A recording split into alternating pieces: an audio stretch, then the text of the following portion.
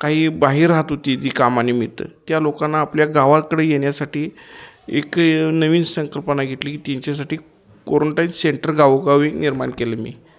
तो जिल्हा प्रशासनासाठी एक वेगळा उपक्रम आणला, कारण बाहेरून येणार ती संसर्ग घेऊन लोक जर आली तर आपल्या गावात त्याचा संसर्ग वाढणार. म्हणून पहिल्यांदा 4 दिवस त्यांना क्वारंटाईन करायचा आम्ही जिल्हा प्रशासनाची अशा पद्धतीनं जाऊ शकतो का आपण, आणि 4 दिवसानंतर ती घरी आपल्या जातील अशा पद्धतीचं नियोजन केलं.